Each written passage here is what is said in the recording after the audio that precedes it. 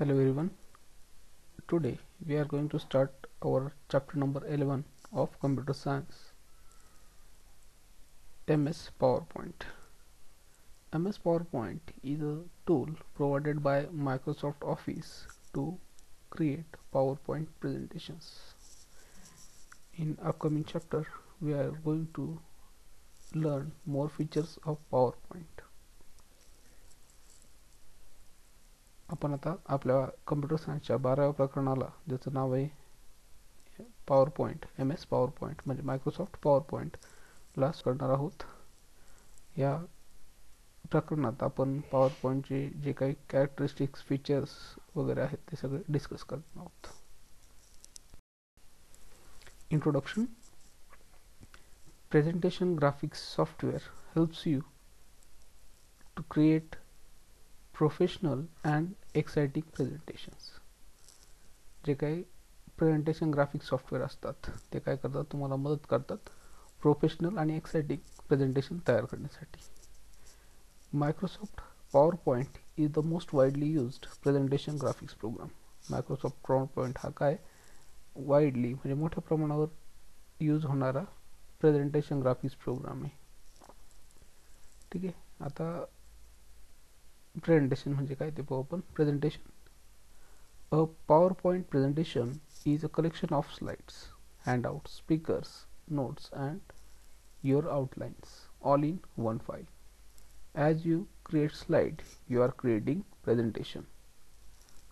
Presentation काय collection of slides आहेत. स्लाइडचं काय कलेक्शन आहे आणि एका स्लाइडमध्ये काय काय असतात तर तुमचे स्लाइड्स, हँडआउट्स, स्पीकर नोट्स म्हणजे व्हाईट्स नोट्स आणि तुमचे आउटलाईन, तुम्ही ज्या डिफाईन केलेल्या आउटलाईन त्या सगळ्या एकाच फाईलमध्ये जेव्हा येतात तेव्हा आपण त्याला काय म्हणतो, प्रेझेंटेशन म्हणतो. जेव्हा आपण स्लाइड क्रिएट करत असतो तेव्हाच आपण काय प्रेझेंटेशन क्रिएट करत असतो. Next is slide. Slides are individual pages of your presentation. Slides can have title, text, graph, drawn object, shapes, clips, art, visual created with other applications. म्हणजे स्लाइडमध्ये आपण काय तुमचं टेक्स्ट टाकू शकतो, ग्राफ्स टाकू शकतो, बाकीचे जे काही ऑब्जेक्ट्स आहेत, शेप्स आहेत, जे आपण इतर ॲप्लिकेशन तयार केले ते सगळे इथे इन्सर्ट करू शकतो. Handouts. To support your presentation you have option of providing handouts for your audience. Handouts जसं तुम्ही लाईक और डिसलाईकसाठी फेसबुकवर हँडआउट्स पाहता, अंगठ्याचं चिन्ह असतं, तसं अप म्हणजे लाईक, डाऊन म्हणजे डिसलाईक. या पद्धतीचे हँडआउट्स तुम्ही काय करू शकता, तुमच्या प्रेझेंटेशनला प्रोव्हाइड करू शकता तुमच्या ऑडियन्ससाठी. Next, the PowerPoint window. In this topic we are going to learn contents of PowerPoint window. Status bar is the first content at the bottom of the window to display message. तुमच्या PowerPointच्या बॉटमला message display करण्यासाठी काय असतो, status bar असतो. 3 shortcut buttons appear on right side of status bar. Status बारच्या right hand साइडला 3 shortcut buttons असतात. New slide, layout and template. Clicking the new slide button presents the new slide dialog box and add a slide to your presentation immediately following the current slide using the slide layout you choose.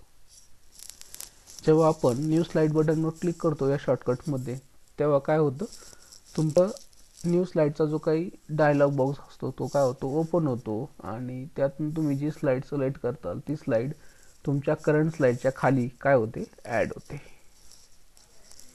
Clicking the layout button lets you change the layout of current slide. Layout बटनचा use करून तुम्ही तुमच्या current जी slide तुम्ही तयार करताय तिचा layout काय करू शकता, चेंज करू शकता. Clicking the template button allows you to apply or change the template for your presentation. Template बटननी आपण काय करू शकतो, आपल्या प्रेझेंटेशनचं टेम्पलेट जे असतं ते चेंज करू शकतो. Look at this image. This is window of your PowerPoint. Here is a title of your PowerPoint presentation. This is your menu bar, this is your status toolbar, this is a slide window, and it is your working area. At the bottom it is status bar, and here is option on status bar, layout options, etc, etc. When we are creating slide, we are creating presentation. Here is number of slide we have created for chapter number 12. इथे वरती तुमचा title बार असतो. विंडोजच्या प्रत्येक ॲप्लिकेशनला आपण पाहिले की वरती title बार असतो, त्याच्यानंतर मेन्यू बार आहे, त्याच्यानंतर स्टँडर्ड टूल बार दाखवलेला असतो, त्यानंतर असतं तुमचे स्लाइड्सची विंडो असते. हे तुमच्या लेफ्ट हँड साईडला जी दिसते ती स्लाइडची विंडो आहे. स्लाइडचा नंबर आहे 1 2 3 4 5 6. खाली टोटल स्लाइड दाखवले आहे 2 out of 9, म्हणजे सेकंड जी स्लाइड आहे तुमची सध्या करंट साईड. जर तुम्ही न्यू स्लाइड ॲड केली इथे तर काय होईल, ती या 2 नंतर थर्ड पोझिशनला काय होणार आहे, इन्सर्ट होणार आहे. ठीक आहे. खाली तुमचा स्टेटस बार असतो मेसेज वगैरे डिस्प्ले करण्यासाठी.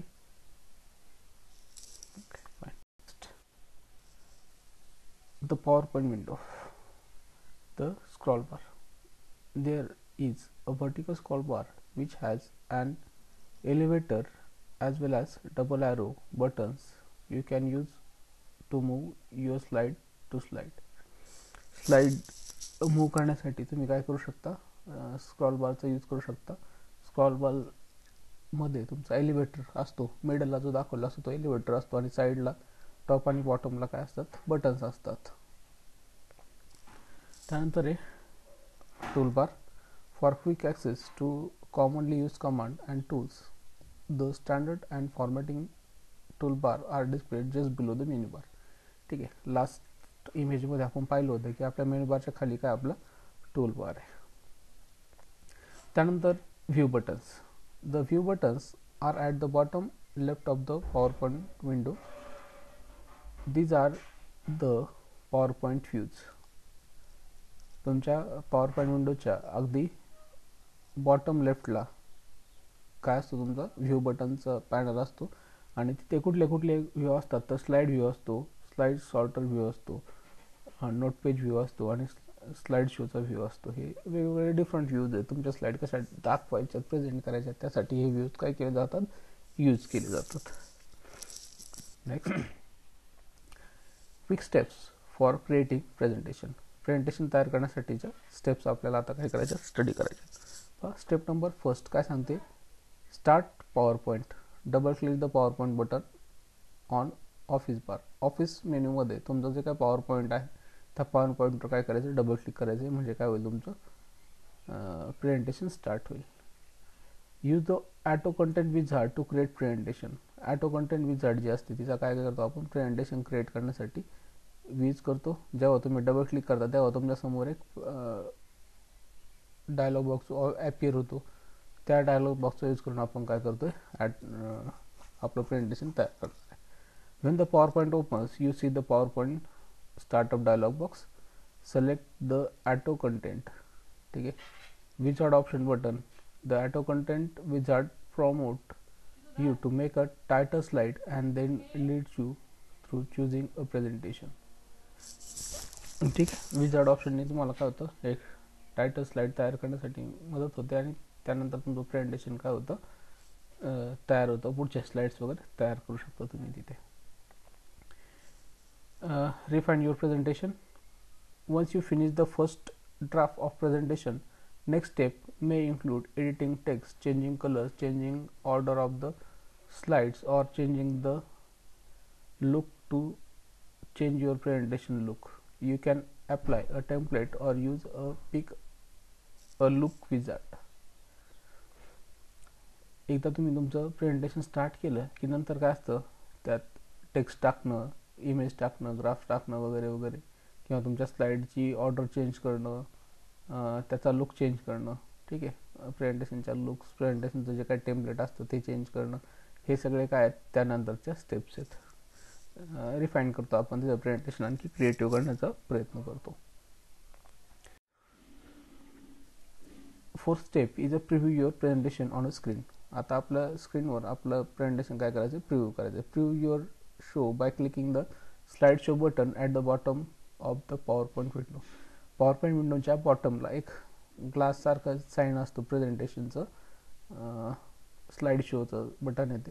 त्याच्यावर क्लिक केलं की तुमचं जे काही तुम्ही प्रेझेंटेशन तयार केलं आहे त्याचा प्रिव्ह्यू तुम्हाला तिथे पाहता येतो. Save and print your presentation. ठीक आहे. Save presentation using the save command on the file menu. Choose the print command from the file menu.